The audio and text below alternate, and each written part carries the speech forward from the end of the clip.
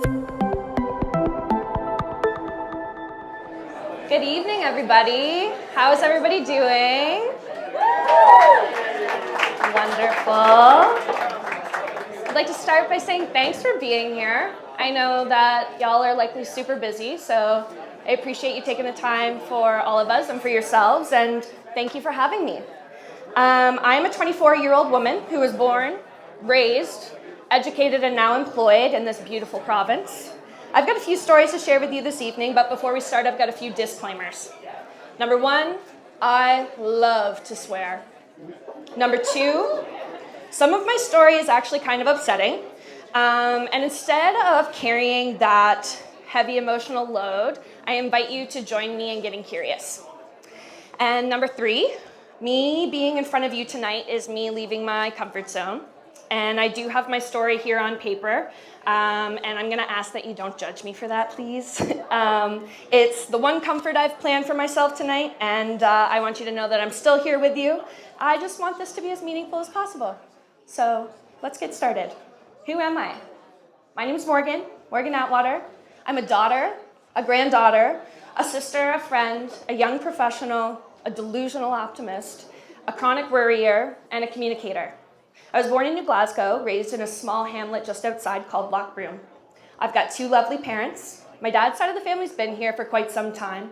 My mum immigrated from England in the late 70s and became a Canadian citizen in the 80s. My dad moved to Alberta, as many Nova Scotians did, when I was in the 4th grade, and he's been there ever since. I've got two sisters who make me a middle child. My younger sister now works in the coal mine with my father, and my older sister is a trans woman who's working on her PhD and works in cybersecurity. Today, 2/5 of my immediate family are in Nova Scotia, my mom and me. And I'm going to be truthful, I hated living in rural Nova Scotia. And I'll tell you why. I never wanted to leave when I was growing up. I avoided change at all costs, as many of us do. I felt limited while I was living there, and I know this because when I moved to Halifax in 2013, I left that feeling in my hometown and adopted feelings of hope and curiosity and opportunity. My life in public school was not a special story. It was hard, I hated it, and even though I was told that those were the best days of my life, they were not. In 2013, I moved here to Halifax to study public relations at Mount St. Vincent University. This started my process of real self-awareness, and I was forced to think and learn about mental health for the first time in a not-so-fun way. I now work with an organization called the Center for Women in Business. What I do for work could be its own 10-minute conversations about quality of life, so I'm going to park that, and if you want to talk more about women in business, let's connect later. So before I tell a couple of stories, I want to lay some groundwork and tell you about my values and beliefs, so more of this stuff makes sense. I value being kind, being basically happy, sticking up for yourself and then for others, being helpful, being a two-way communicator. I believe that being present is incredibly important. I believe that it's hard to be sour and bitter when you're practicing gratitude. And I believe that education affects positive change and that the more you learn, the less you actually know. So my quality of life has not been linear. It drastically improved when I went to university because my surroundings and my experiences were new.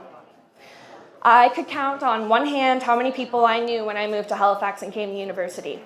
No, I wasn't far from home, but my life had changed massively. University also gave me a high quality of life because they gave me a community where for the first time in my life I felt like I belonged.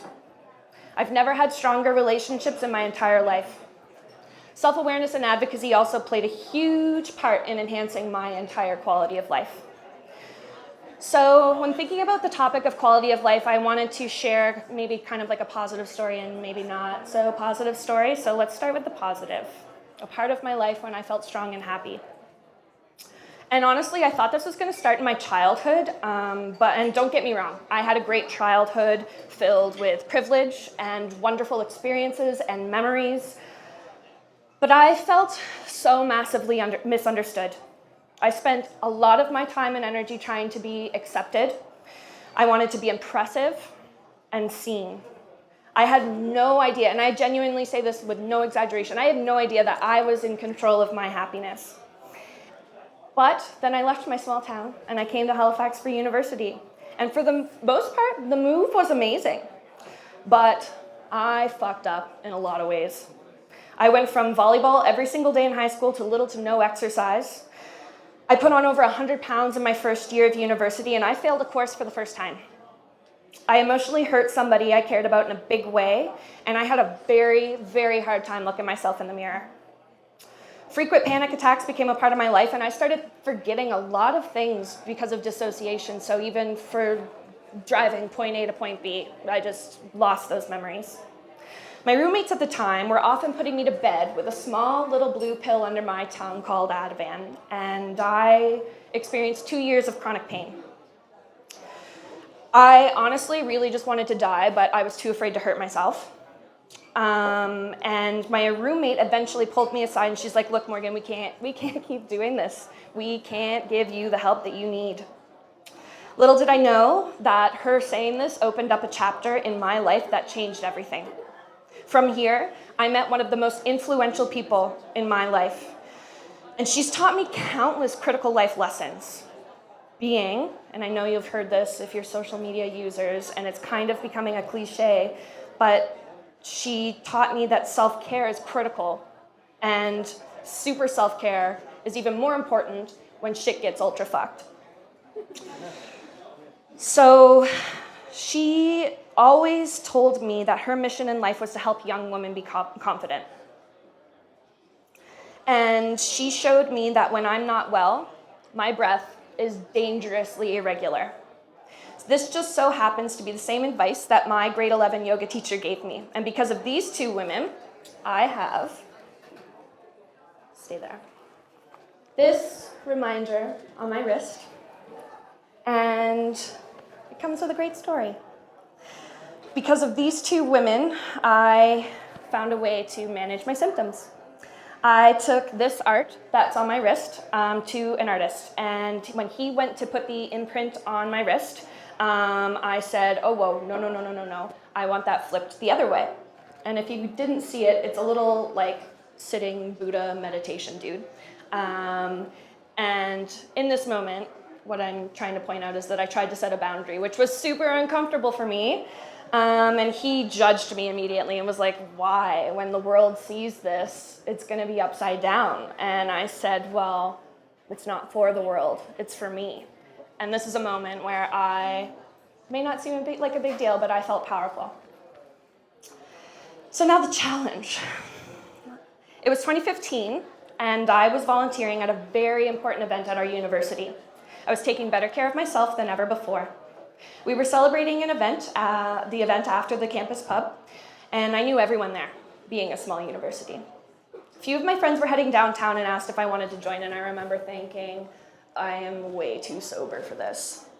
So a friend of mine from my hometown, someone I've known since the 9th grade, asked if I wanted to get high before we went out. And his house was right beside the school, so super convenient. And this was not our first time smoking cannabis together. So after chilling for a while, he gave me an ultimatum. And he looked to me and said, "Okay, we've got two choices here. We can have sex and go downtown, or we can have sex and stay in." And my reaction was that I laughed. I laughed at him because this is somebody who, for a lack of a better term, I've been super bro-y with, like, never been attracted to him. We're super good friends, or so I thought. Long story short, this guy raped me that night. And I honestly didn't know that it was rape until I told my friend what happened, and she immediately took me to the hospital. I was pretty mad, which I think is a natural reaction. My immediate anger was because I just spent the last 2 years of my life working hard on taking care of myself and managing this chronic pain, and now I had to figure out how to deal with this horse shit. So thankfully, I've been super involved in student leadership and peer support, so I was trained to respond to these situations. Unfortunately, I had no idea how to survive them. I failed more classes. I didn't want to be on campus because I saw this dude everywhere, every day.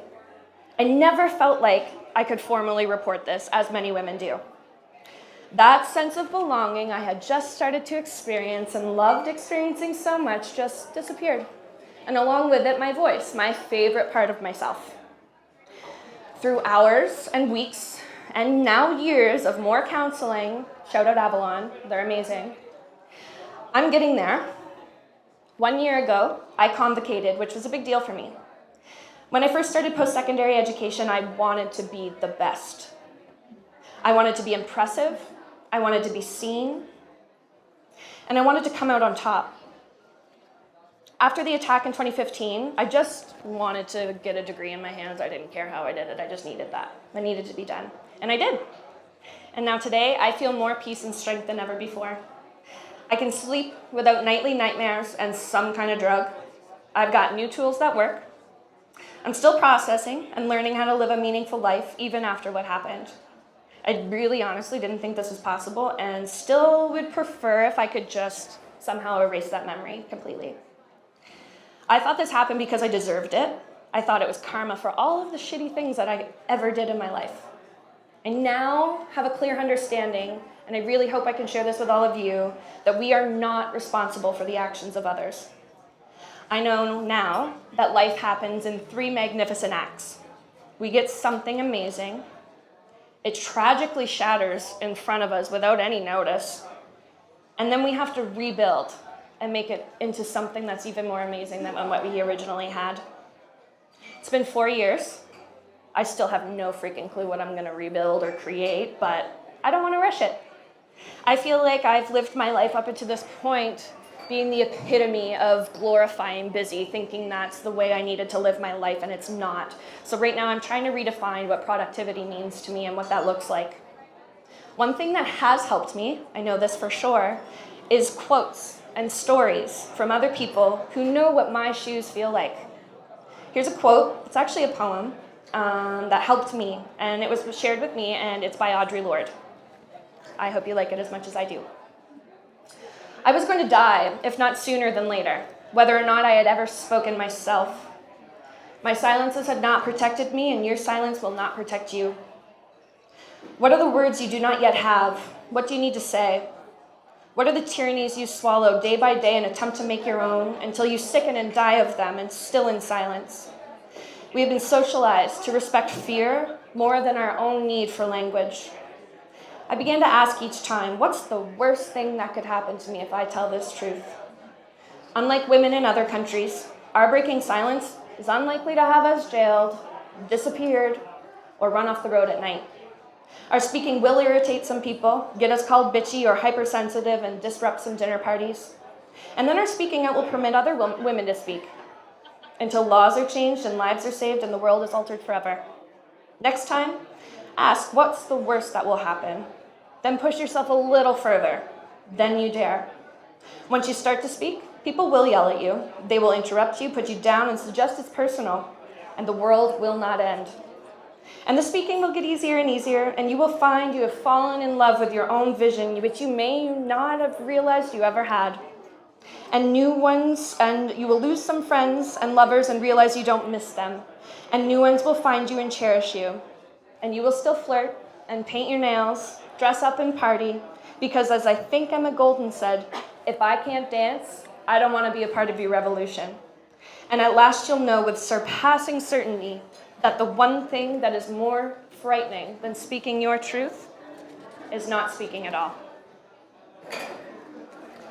So I'm going to wrap things up over here by discussing what I think my future might be and what I think Nova Scotia's role is going to be in that future.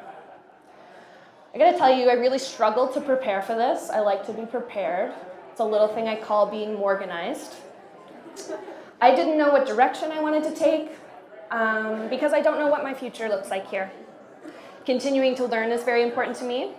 Traveling is important to me, and that's because the people that I truly admire and the ones that I perceive to be the most successful have global experience. Telling my story feels bizarre, and I think that's because I'm used to speaking about things that I've overcome, things that have had a definite end. My quality of life is an ongoing project that I continuously look to improve. I know that it's mostly my responsibility, however, there are a large number of external factors influencing my quality of life. So what would definitely encourage my stay? a relief of financial burden, solid health care, better seniors care for my beautiful grandparents, more women in politics and leadership, please, professional opportunities, enhancing the rural experience, affordable housing, cheaper tuition, an effective government, healthier relationships, jobs for my family and friends, adequate support and services for the people who need them. I think we could all chat about quality of life in Nova Scotia for hours. This is my home. It's our home. It's an incredible place to be, and like every place and every person, it's pretty flawed. I think we can reach our collective goals if every person occupying this province takes an active role in one piece of civic engagement. We need to support our newcomers, for example, because they are so much more to all of us than an immigration statistic. They still need us once they've arrived. We need to ensure they have the supports and services that will offer them a high quality of life too. Again, we could have a whole evening discussing the current state of our healthcare. I'm honestly super worried about the health of our population right now. It's a huge determinant of our quality of life, especially for rural Nova Scotians. We need preventative approaches to communications rather than being reactive, and we need to incorporate social and emotional learning into our curriculums. There's about 150 of us in this room tonight. Imagine what would happen if each one of us dedicated a few hours each week to bettering this province. It's a Nova Scotia I'd like to see. Again, thank you for being here. Thank you for having me. And most importantly, please join me in thanking the Halifax Social Network for giving us a space to do this.